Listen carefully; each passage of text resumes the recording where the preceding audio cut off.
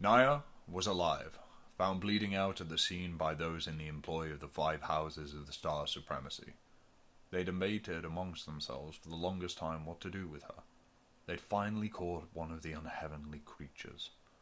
The decision was made that she would enter the Dark Sentencer as the Warden of the Zero Level, twisting her old moniker of Sister Spider into the Glass Widow, the Queen of the Dark. At first glance, an uncaring, unflinching mistress whose ruthless efficiency ensured the constant production of the rare materials beneath the ground. Yet her humanity remained under the shimmering visage of her helm. She debated with the Warden for equipment and food for her men. At this discussion, it came to a close, and it was apparent. These men would continue to wither and die from the exposure of their hellish environment. She knew she had to do what she could for them, and for herself. Escape. Then she met Nostrand. Years of doubt and fear entered her mind as the two reunited. They now had the same goal. Escape. The brothel on level 6 was perpetually busy. Its proprietor had been wise to set up shop on the congested street between the dorms and the processing plant. Le Paddock had something for everyone. It welcomed inmates of all varieties. Men, women, the undefined. Exhausted, pent-up prisoners could always use a good release before heading back to crash for a few hours. Sometimes they needed more than that. An ear to listen to their stories of home planets, wasted lives, of their regrets and vulnerabilities. Today, though, Otto didn't want someone to talk to. He'd come to get his brains fucked out, and he'd found exactly what he was looking for. He half leaned back against the flimsy wall, sprawled out on the cheap bed with his hands on the back of his head, not touching the half-dressed alien who rode on top of him with mediocre enthusiasm. He closed his eyes, thinking of nothing but this moment, and how much he deserved it. He'd adjusted quickly to life on the Dark Sentencer. It was monotonous, but he was surprised at the newfound affection for predictability. Twice a day, he checked in at the processing plant, a towering structure on level 4 where the raw core energy was dropped for refinement. There were multiple steps to the process, separating the core from the rock that sometimes clung to it, cutting it into homogeneous pieces, washing it clean to remove the core from the contamination, then packing the final product into containers to be driven to the pavilion. Otto's role was brainless. His value was in his brawn. He loaded the trucks with the cultivated core, heaving the disastrously heavy bins up into the open bays with ease. He was growing stronger by the day, setting into the cycle of waking and sleeping, working and reveling in the sleaze of this prison planet. It felt good to have his basic needs provided for. He'd never lived a life of simple existence, and frankly, if it weren't for the belt reminding him that he belonged to the HOSS, he might consider himself more content than he'd ever been in his former life. His complacency on the Dark Sentencer, however, was not enough to quench the thirst, the deep and ravenous ambition to make Nostrand pay for wronging him. And anyway, Otto would soon find the ease of his new reality was not to last. The tattered red curtain pulled open, startling Otto and his escort. She paused, but didn't seem considerably surprised as she turned around, grudgingly, to see a stream of HOSS guards entering the small space. They didn't acknowledge her in the least. Otto Kruger? It's Colossus, Otto said. I don't care what they call you. The warden wants to see you. Give me a minute. I already paid. A guard motioned for the alien to leave. She nonchalantly got up, not even bothering to dress as she sashayed out of the room, more pep in her step now that she didn't have to finish her gig. Otto groaned in irritation. He stepped into the prison-issued pants, the largest size available, which still cut off just below his enormous knees. When they arrived on the watchtower, Otto still had no idea why he was being singled out. He assumed it was for the worst reasons, as tended to be the case. He hadn't exactly been a model citizen in the past, and he'd bet against winning Inmate of the Year any time soon. HOSS guards and watchtower personnel led him to the warden's office, keeping him at a distance as the warden told him to have a seat. One of them kept a finger on an ordnance device prepared for the worst-case scenario. The security scanners flashed on high alert. The warden had a large projection screen visible on the wall. Otto honed in on it immediately. An image of Naya, her hair blanched to a powder white, and Nostrand at her side, a man's neck at a fatal angle in the crook of his arm. Otto pored blankly over the image, and then glanced at the warden expectantly. He didn't know what it meant, but seeing her alive made him angry. Seeing them together made him practically boil over with rage. Otto could never stand their relationship. To him, love and commitment in general was pathetic. "Does anything look familiar?" the warden finally asked, in his uniform voice. "I see an ionic 592 blaster on the ground. Looks like a silencer on there too," said Otto, testing his limits. The warden made no movements, his blank, featureless expression tightrope walking the tension. "Keep an eye for detail, but I'd like for you to pay more attention to the big picture here," said the warden. He stopped for a moment, recollecting his thoughts.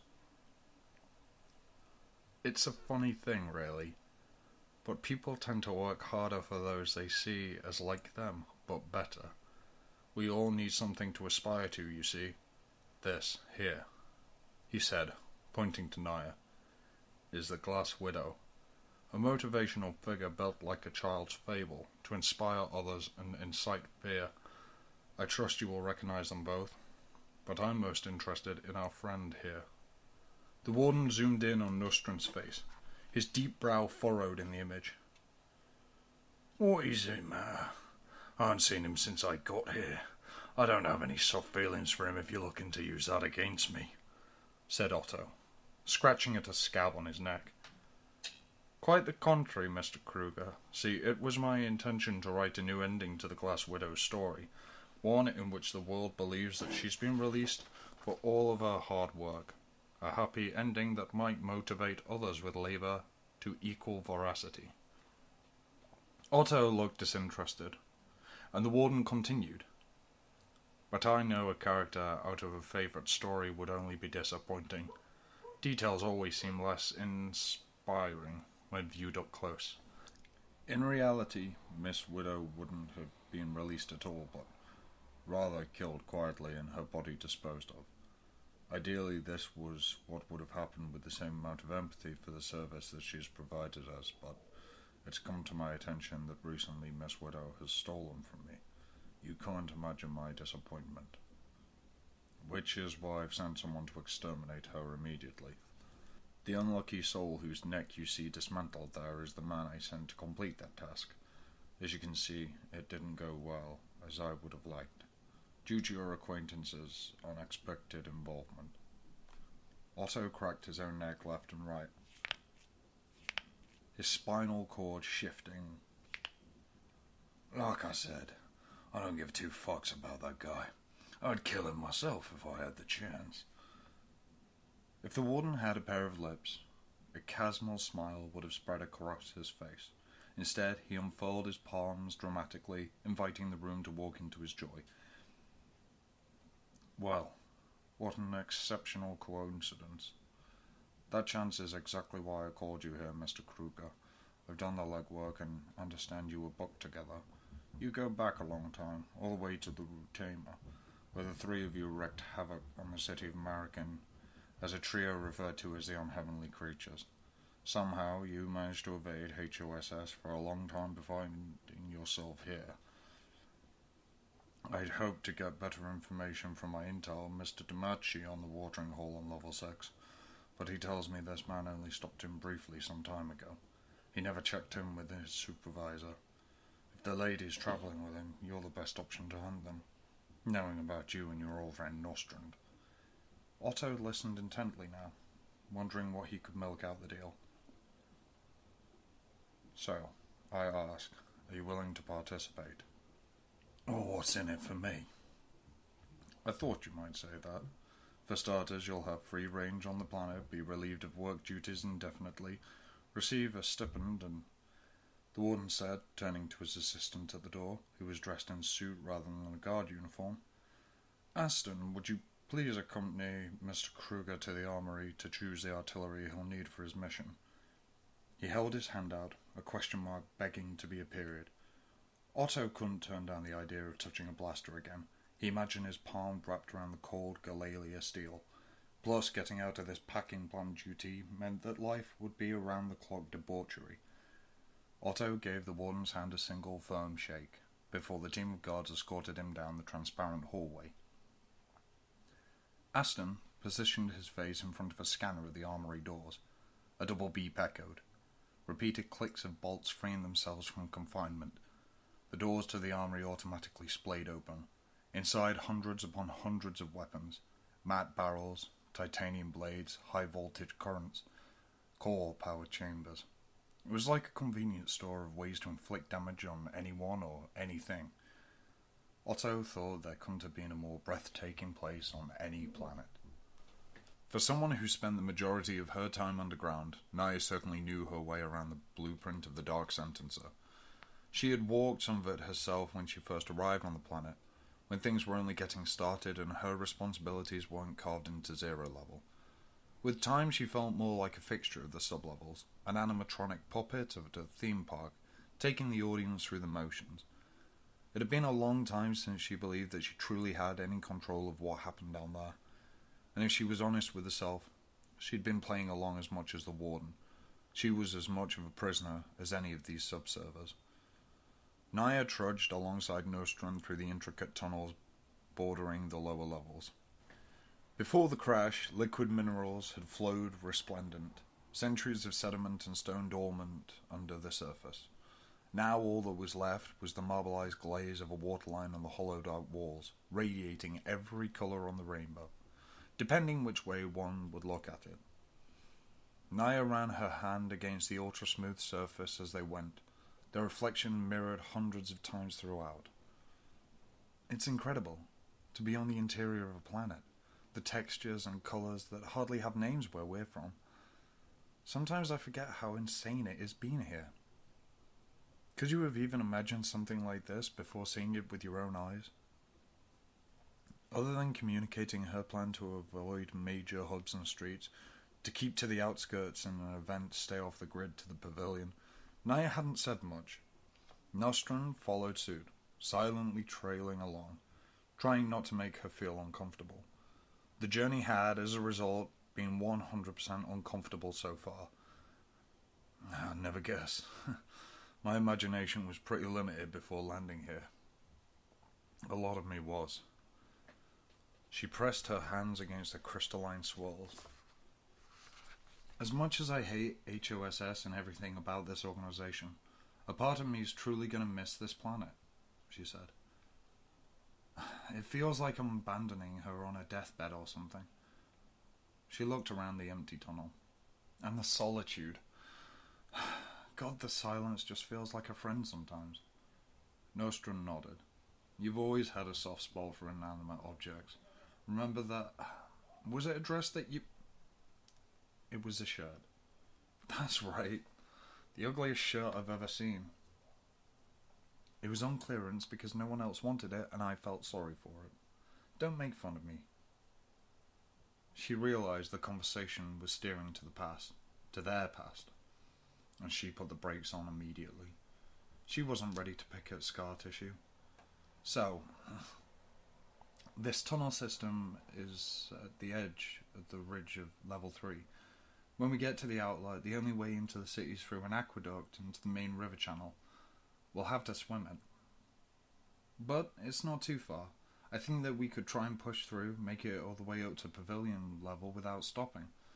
Our advantage at this time is if the warden hasn't gotten word that his little gopher's dead. He will soon. I agree that we're raising the clock, but we've got a lot of ground to cover. We could push on through the night and get to the aerodrome sooner, Nostrum said. But if we black out from exhaustion, should things get hairy up there, this was all for nothing. The element of surprise is on our side too. I think that we swim the channel, find somewhere safe to rest up, and come at it fresh. That would also give time for Sam to get the message that we left them. Naya thought about it. Nostrum did have a point. She hadn't slept in days and everything started to feel fuzzy already. She wasn't completely sure she'd be able to fight if it came to it. Well, there is a shift change rotation in the morning for the daily exports. For all the core exports out of the pavilion, 5 chaperone ships are assigned to flank the export tanker to ensure that it arrives safely at the destination. We need to take one of them. It'll be a bit less congested than usual if we hit the clearance on the shift rotation. Might make it a bit easier to navigate. But that might also put clearer targets on our backs, depending on what the Warden has planned. If there's a HOS SWAT team waiting for us when we get there, they'll have less to work to do to find us in the crowd. She hesitated. Also, I don't know of any place that would be secure to stay even for a couple of hours. It seems risky. Well, we do have a friend here who might be willing to harbour a couple of fugitives. Naya's brow lifted. Pilo's on the sentencer. What? She exclaimed, almost jumping off the ground. I ran into her when I got here, somewhere on level 5. I crashed at her place for a night. Margot too? Nostrum shook his head. Nah. Pi booked it alone. Margot never got into the hustle the way that Pilo did. Probably for the best, Naya said. He's probably smarter than all of us. Naya looked away, then back at him.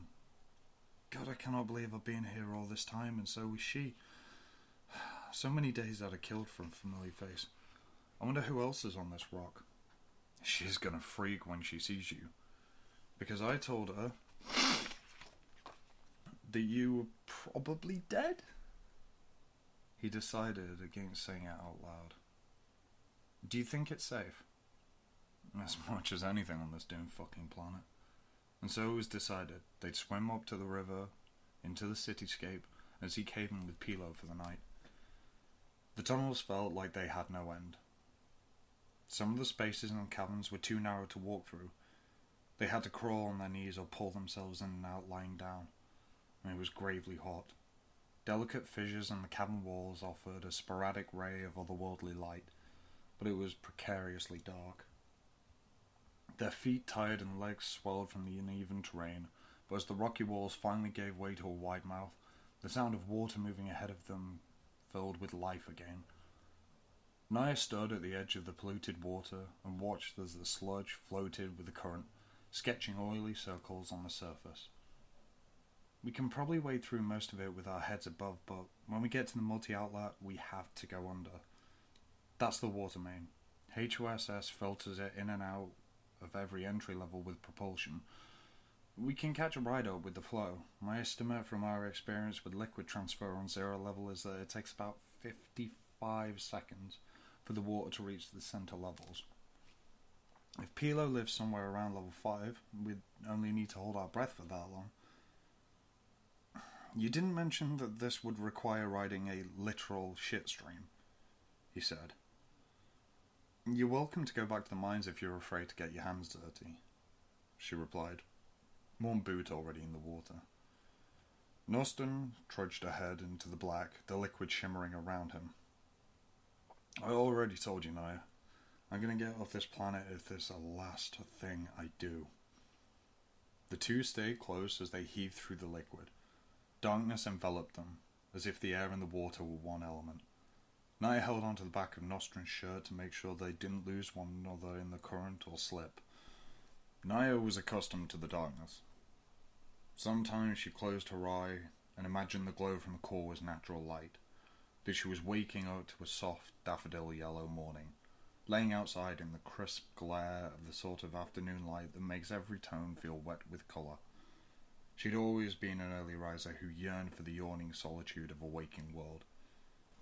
Since the morning had ushered her new life in the day she was born and stole her mother away, Naya returned to it over and over, hoping for a glimpse of what that fateful day had looked like. Searching in the dawn for a bit, she'd never know. But here, her persona had been built on something entirely different. Here, in a place where truth was discouraged and light was snuffed out, darkness was the new normal. Naya had made herself the queen of it. They trudged through the water, choosing their steps carefully on slime that lined the bottom. Without warning, an indiscernible shadow moved ahead on the metal encasement surrounding the aqueduct. Naya instinctively dropped down below the surface, holding her breath. Nostrum felt movement in the water around him, ducking his head under too. A projectile pierced the warm water. Disordered micro-movements surrounded them. Naya held the air in her lungs a second longer before air bubbles slipped from her mouth. Nostrum felt her hand let go of his shirt. He grabbed at the lightless water around him, feeling for her. She was gone. And then, so was he. In the 1, maybe 2 minutes that they were apart, Nostrum played a dozen films in his mind as to how the story would end for them. She was still alive in 3 of these visions. Suddenly he felt his body pulled up out of the claustrophobic liquid. He soaked in a desperate breath of air, like a reverse scream before opening his eyes. Subterranean rock formations protruded from tremendous boulders. Natural columns rose out of the ground, seeming to hold up the brilliant stalactites reaching down from the cave wall above. Naya lay there beside him, her chest heaving as she poured in gasps.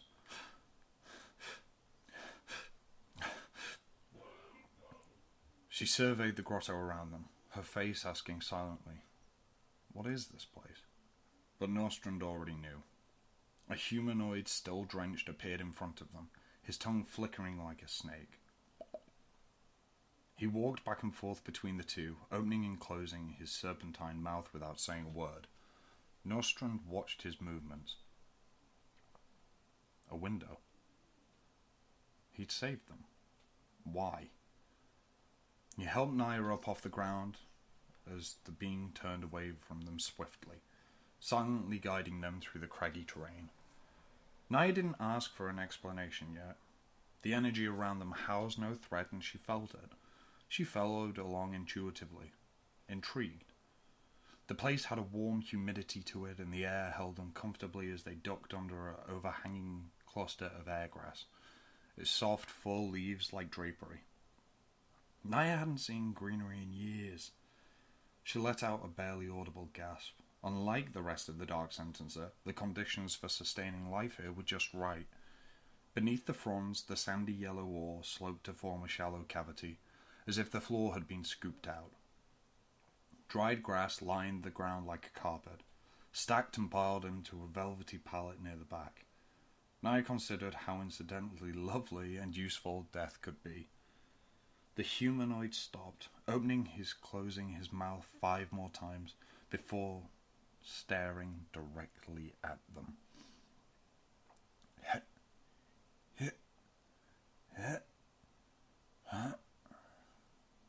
The syllables glued together, sticky with effort. Here. Without further explanation, he left them there.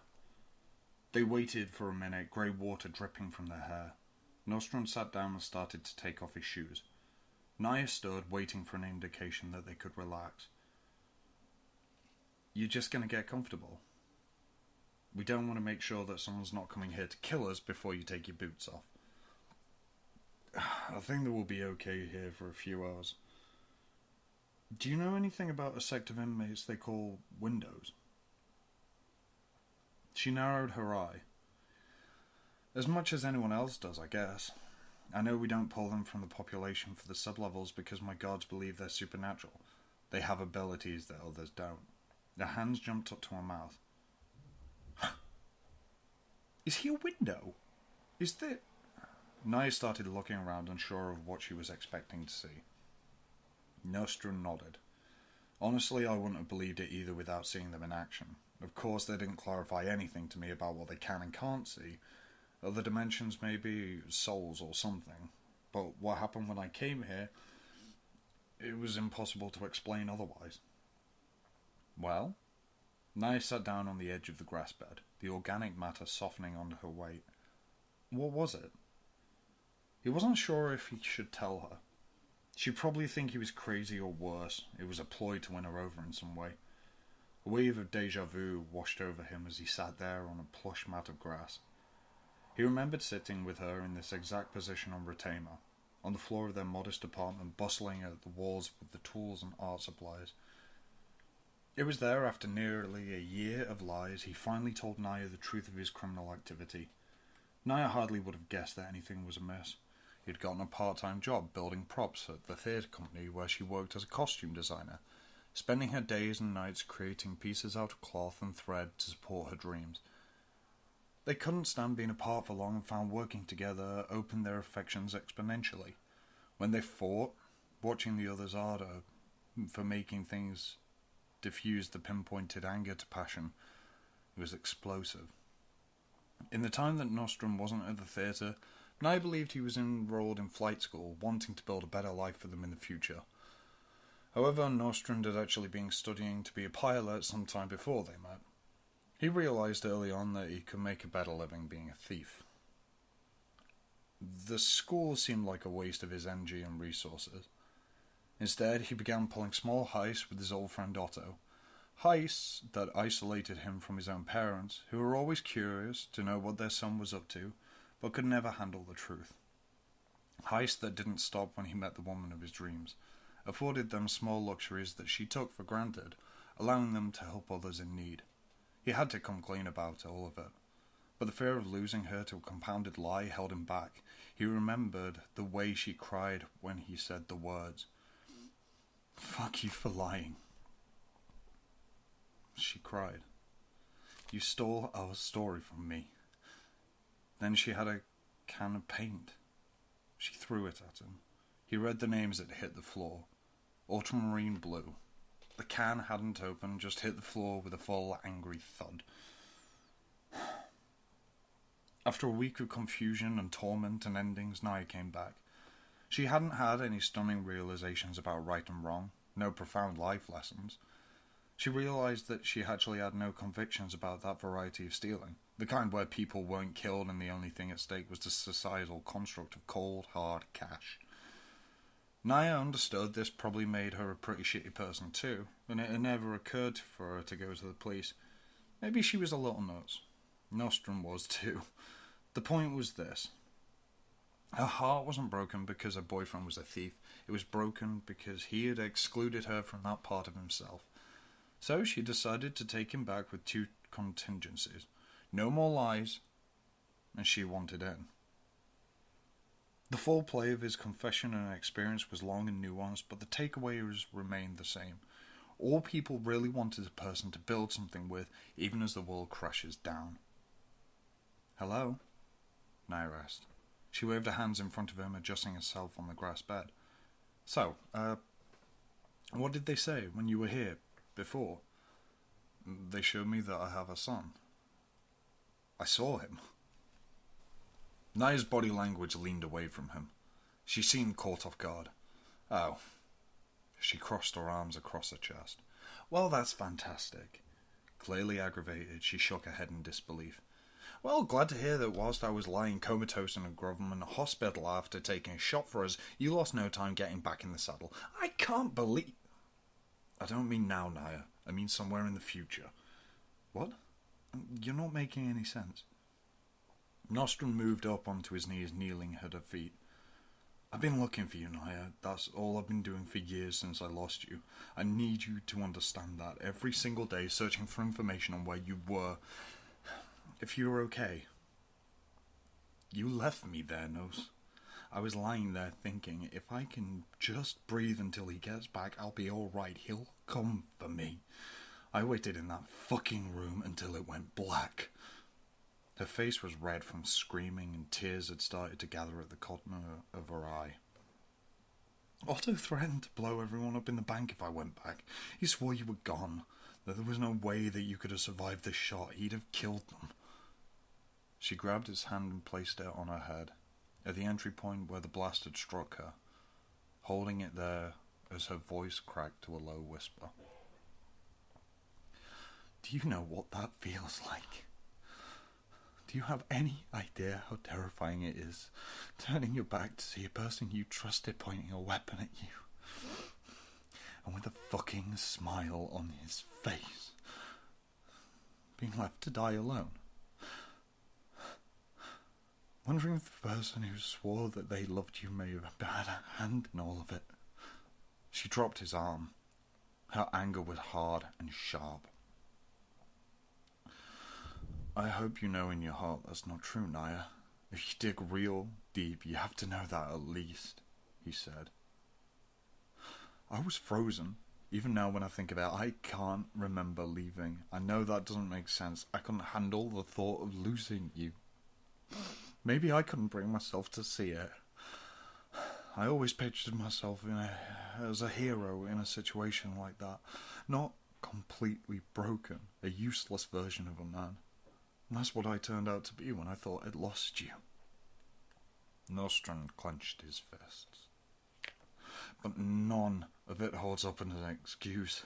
I would gladly have lived with that with the rest of my life if that means that you are at the end of the story and you end up here breathing and stunning and on your way up and away from all the misery that you've had to endure because of me. Naya had begun to cry, turning her face away. All I can tell you is that I've never loved anyone the way I loved you, Naya. The way I love you now and every day since that. I promise I'd never lie to you again, and I haven't. She wiped her eye with the back of her hand. Nostrand moved beside her on the edge of the grass cot. They both stared at the ground, stranded in the indeterminate space between the damaged past and uncertain future. So many times Naya had envisioned what she'd say to him if she was given the chance, how she would make him hurt the way he hurt her. Yet here she was sitting in front of her, pleading for her mercy, and it made her feel no shades of vengeance. This wasn't retribution. It only made her deeply sad. She put her hand on his knee without looking at him. I've been angry for so long, Nostrand. I told HOSS where to find you, that you betrayed me. The truth is I wanted them to hurt you. I wanted you to feel even a fraction of what I felt. You left me completely alone. I wrote my own obituary, for fuck's sake. HOSS didn't even need to plan a funeral, because who the hell would have shown up? You were all I had because I chose it. We chose each other over everyone and everything else in the world. I blamed you for every second I've been forced to be down here, dressed like some kid playing princess whilst people worked and turned into dust. I watched it happen and I cursed you so many times, but here you are. And now, in this moment, all I can think is that I understand. We do stupid, crazy, irreplaceable things every day. And yet somehow the universe keeps going. It keeps healing the incurable. Always forgiving and moving forward. How could holding on to resentment ever be stronger than that? Nostrand closed his eyes, listening to her voice like the hum of a machine. I forgive you, Nos. I honestly never thought I could, but I do. Of course I do. You've always been my choice. He looked at her, a torrent pouring through his cells. Naya.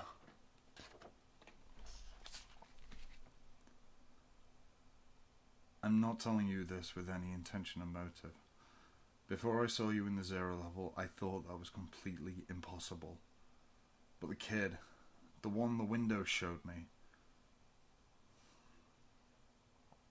I think he was ours. As in you and me. Why would you say that? I only saw glimpses, hints more than anything, but something in him, Naya, the shape of his face, the gap between his second and third toe, even the way he curated those specific points and let me see, had, this refined wildness to it. He was like you. Nostrand placed his hands over Naya's. Like us. A light seemed to illuminate under Naya's skin. I felt him trying to show me. It was as if he'd been with me all along, pushing me here to find you. Naya pursed her lips as Nostrand spoke, considering what it might mean for them. If all this is real, if we actually or hypothetically did have a child in the future, then what could that mean? We might make it out of here alive? Together. I mean, both of us. He said, correcting himself. Yeah, I do. Anything's possible at this point. She held back a yawn and felt slightly embarrassed that her body was giving way to the exhaustion at such a critical moment in their reconciliation. Nostrand laughed. We don't have to figure the dramatic saga of our lives out in one night. You should rest whilst you can. We need to get to the pavilion before the transition. Try and find a way in with an early riser pilot so that we don't get asked any questions. If we can get into the aerodrome and snag some uniforms, the walk to the airfield should be pretty quick. I really think that we can make it, Nos. Should we sleep on shifts? Go ahead. Lie down a while. We're safe here. Naya inched her way across the length of the matted cuttings, collapsing softly onto them. She was out in an instant, but Nostrand sat there a little while longer, watching as the bone of her shoulder tucked beneath her chin like a bird nesting in the twilight. He followed the gentle curve of her sleeping spine, a familiar road. When he finally drifted off beside Naya, neither of them were aware, but their breath locked into one rhythmic pulse. Further within the deep caverns of the grotto, the windows had been coming in formation, connecting and communicating, pacing and proceeding as the new visitors rested. The serpentine humanoid opened his mouth, a silent song. In tune with every being who'd been there or would come to be, Mr. Wish, at the centre of them, suddenly rose, waking from the rhythmic conversation towards the subterranean room where Nostrand and Naya slept, a message in his hands. He stood silently beside Naya, placing a fingertip at the crown of her head. Naya wouldn't remember anything about the visitor, of ever having met Mr. Wish at all. But she woke in the wee hours of the morning, groggy and tender from the day before, and she was absolutely sure of one thing. She had dreamt of her son, and his name was Vaxus. Elsewhere on the planet. Attention! By order of the Glass Widow, Subservice Shift 3 shall return to the mines for harvest. Your time begins now. Thank you for your service. The automated announcement chimed through the 0 level. Business as usual for the subservers at the command of their queen. Only with what was happening behind the scenes was anything by standard of the way of the sub-levels. Naya had left. Information that needed to remain a secret until Sam could pull himself up from the complete meltdown he was in the throes of, and think of what to do. He stood in the corner of Naya's quarters, hunched over, hyperventilating in and out of his small hands deeply like a paper bag, while a pack of Naya's guards placed and waited for him to pull it together. One of them, a tall and lanky man specimen, shaped like an arrow, got down on the floor in front of Sam, making eye contact. "You've got to pull yourself together, man," he said in a strong, unidentified accent, muddying his words. Sam stopped breathing for a moment. Just so I'm 100% crystal clear on everything that's happening. The planet's about to collapse. There's no way to stop it. All of us are going to die. All the people up there, pointing to the levels above them, are also going to die. And Nostrand told you I could help. The sentence trailed off, almost turning into a question, but not quite. Tell me again what he said I should do. All he said was you got to use your hacking to shut things and let the servers go, the guard said. He wanted to get out of here too soon as possible. He honestly said use my hacking? That was his grandiose plan? Sam asked. He was toxically malnourished, terrified and intimidated, but he still had his teenage talent for sarcasm. Okay, so obviously this is all on me. Fucking fuck! He racked his brain for a place to begin. Use what you know. Use what you know. So what's the tech situation down here? Sam finally asked, locking up. Another guard, a sandy-haired specimen with scalloped front teeth, shouted, "Follow me!" nearly running out of the room. Sam trailed down the corridor till they came to a door camouflaged in the rock. Inside screens, computers, panels of light. Sam's jaw dropped. Control room for intercommunications and subsurface surveillance. It's an adapted T1984 system. Yeah, Sam said. I'm familiar with the T1800, and I've heard that these things existed, but damn, I never thought I'd actually see one. He noticed that the room, though hidden from view, was perched above the mines, and offered a clear, constant view of the subsurfers toiling away below. Sam walked over to the viewing platform, watching the things below grind away in the crucifying heat. Without Naya, he wondered how he'd get this army of workers to believe he was helping them. Even if he could figure out how to unlock their proverbial cages, like animals who'd spent their lives in confinement, would they choose to remain inside? Sam turned to see the guards all staring at him expectantly. HOSS must have total access to the mainframe system. Probably top-down monitoring and override controls in the event of any changes too. They'd be stupid otherwise.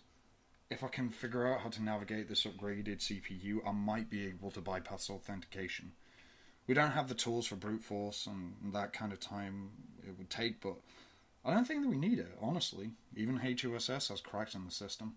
Cracks which I happen to already have exploited once. He keyed in a few strokes, punching a series of buttons on the system. It pulled up a large holoscreen filled with code. If I can navigate this backend, I should be able to hold the security cameras for a few minutes before HOSS boots the code and takes priority hold of it again. That'd give us a little time to get the subservers out. He looked at Naya's guards, who seemed a little lost at this point. Is there a route for mass evacuation? This place feels like a mole colony or something. The tunnels will tilt tightly to keep the inmates confined and the orderly down here, a guard replied.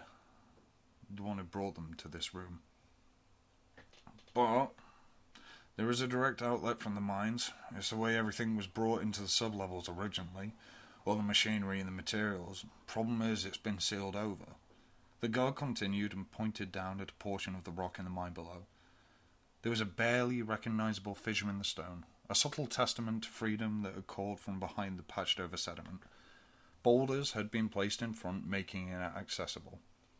Sam felt disheartened for a moment, looking down at the subservers. What if everyone died here? Could he handle leaving this world with such a massive failure as the very last act of his very short life? He watched a decrepit worker painfully climb onto an earth mover, the protective eyewear having melted onto his face and fused with his flesh. Then it hit Sam. They had a fleet of heavy machinery below that could take down the wall. So many possible consequences, but what hope did they have except for what could be? There was redemption in the maybes. Perhaps it was the adrenaline stinging his veins or sheer recklessness, but Sam had started to feel a sense of confidence. He channeled his best authoritative voice and ordered the guards to move down into the mines and start rallying the subservers. They would only have about 15 minutes before the system protocol realized it was being controlled by an imposter program, setting off an alarm for the warden. HOSS SWAT would be able to infiltrate the lower levels quickly, so he'd need to signal them when the systems were frozen. They'd needed to move fast. Alone, Sam stood in front of the T1948, his nerves in his throat. He screamed at the top of his lungs just to release some of the panic. Ah! He then sat down at the intimidated multi-screen machine.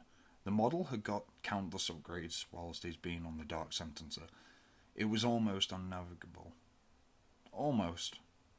Sam pulled up a new screen, punching in a code to access the system housed in the watchtower. It utilized an advanced type of OBS key, changing frequently and at random. This complicated things. Sam stared at the scrolling symbols, pouring through the systems and new functionality, trying to compartmentalize the code, hollow fabrication and recording capabilities, infinite screen projection tabs, all new featured he'd never toyed with before, and then he saw it. A small break in the code that had caught his attention. A back door. It was his inn. A dozen sequences and Sam had broken into the Warden's mainframe, logging into his current view. A few keystrokes installed remote access Trojans that would mirror surveillance from the mines from any chosen, previously recorded time frame. Sam stood up, core glow spewing from exhausts, but the subservers seemed to be confused.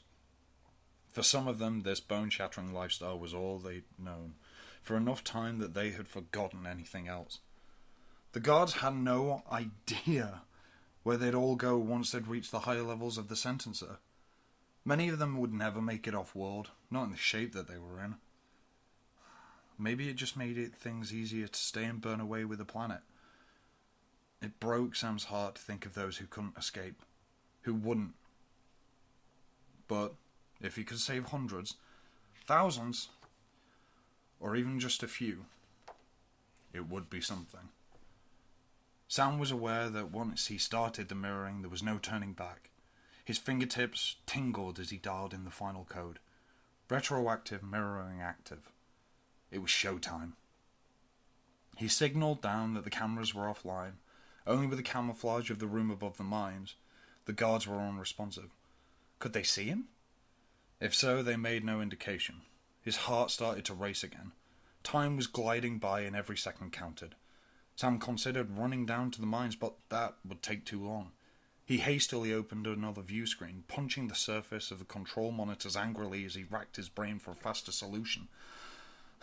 He considered throwing the monitor through the glass, but remembered the holding cell bars made of the same material.